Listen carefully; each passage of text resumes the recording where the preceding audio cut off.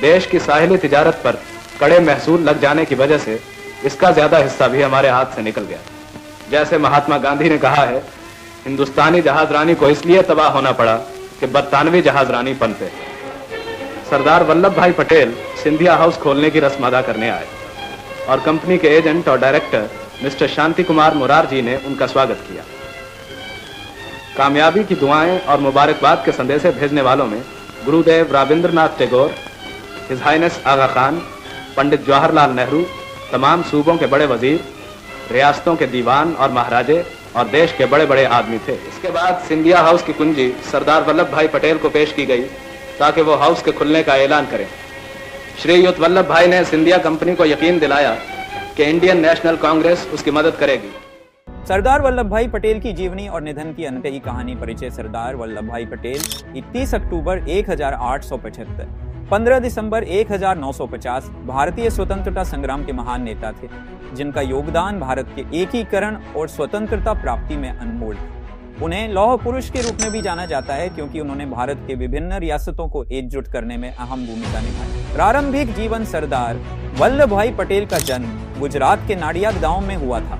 वे एक सामान्य किसान परिवार से थे और शुरुआत में वकील बनने का सपना पाले। वे बम्बई, अब मुंबई गए और वहां कानून की पढ़ाई की।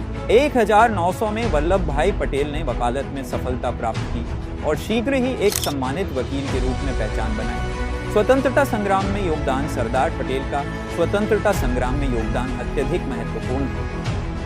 1917 में उन्होंने महात्मा गांधी के साथ चंपारण और खेड़ा आंदोलनों में भाग लिया। वे गांधी जी के प्रमुख सहयोगी बने और उनके नेतृत्व में कई आंदोलनों को सफल बनाया। पटेल का सबसे बड़ा योगदान भारतीय राज्यों के एकीकरण में था। स्वतंत्रता प्राप्ति के बाद भारत में 562 अलग अलग रियासतें थीं।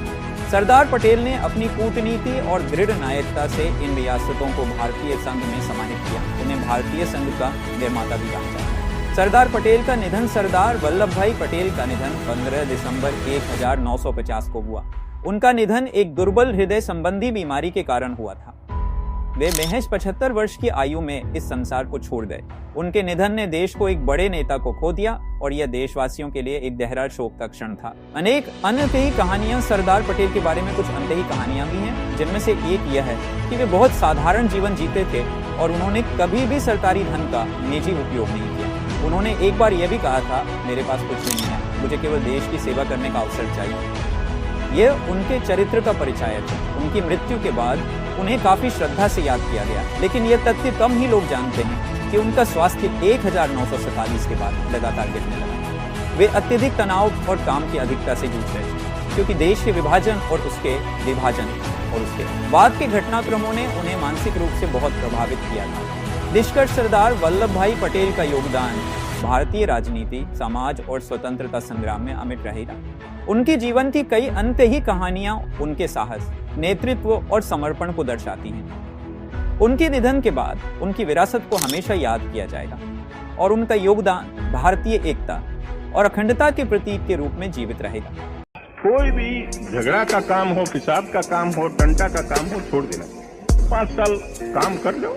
और हम लोग तो अब ज़रीफ हुए, बुढ़े हुए। हमारा काम तो एक गुलामी में से छोड़ाना था, वो तो पूरा हो गया। लेकिन उठाने के लिए नौजवान तैयार न हो तो फिर बहुत मुश्किल हो जाए। तो ये नहीं है कि हमारे नौजवानों में दिमाग नहीं है, दिमाग तो बहुत है, तेज है, ज्यादा तेज हो गया उसी मुसीबत पर।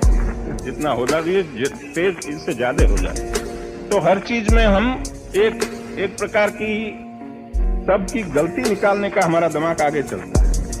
तो एक क्रिटिकल दृष्टि हमने बनाई है कि हर चीज की चेष्टा करनी, टीका करनी, टिप्पण करना है उसके पर, लेकिन हमें प्रैक्टिकल चीज, कोई व्यवहारू चीज करनी हो तो फिर किताब देखते हैं, किताब में क्या लिखा है, उससे काम तो हाथ पर चलाने की बात है।